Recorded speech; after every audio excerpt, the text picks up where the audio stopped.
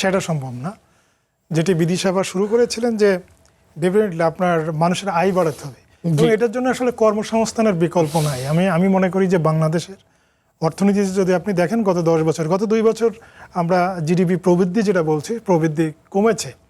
But আপনি এর আগে যদি দেখেন গত 10 বছরের, যদি তার আগের আমি বলছি যদি দেখেন যে আমাদের প্রবৃদ্ধি বেশ উচ্চ প্রবৃদ্ধি ছিল, কিন্তু ওই প্রবৃদ্ধিতে কিন্তু আসলে আমাদের কর্মসংস্থানহীন একটি প্রবৃদ্ধি ছিল।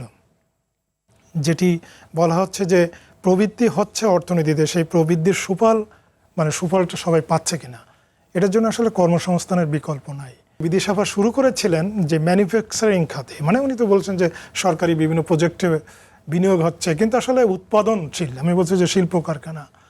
তো আমাদের ডেফিনেটলি আমাদের কৃষি কিন্তু ভালো হয়েছে, আমি মাঝে মাঝে গ্রামে যাই ডেফিনেটলি। তো এই জায়গাতে আমরা যদি এই যে শিল্প কারখানা, এই ম্যানুফ্যাকচারিং খাতে যদি ডেভেলপ করতে পারি, তাহলে আমার মনে হয় যে আমি যে আয় বাড়ানোর যেটি বলছেন সেটি সম্ভব।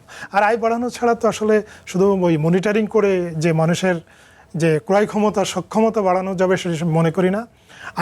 আরেকটা জিনিস দেখেন, যে আলোচনাটা আমরা করছিলাম যে জুলাই মাসের বিশেষ করে মূল্যস্ফীতি, আমার মনে হয় যে খাদ্যপণ্য যেগুলো, এইগুলোর কিন্তু দাম না কমার একটা বড় কারণ হচ্ছে, আপনি যদি দেখেন যে বড় একটা অংশ জুড়ে কিন্তু এবার বন্যা ছিল, যে কারণে কিন্তু আসলে কৃষি উৎপাদন যেমন হচ্ছে ব্যাঘাত ঘটেছে, পাশাপাশি কিন্তু যে সাপ্লাই চেইন সেটাও কিন্তু কিছুটা হলেও আমার মনে হয় ওইভাবে স্মুথলি কাজ করি নাই।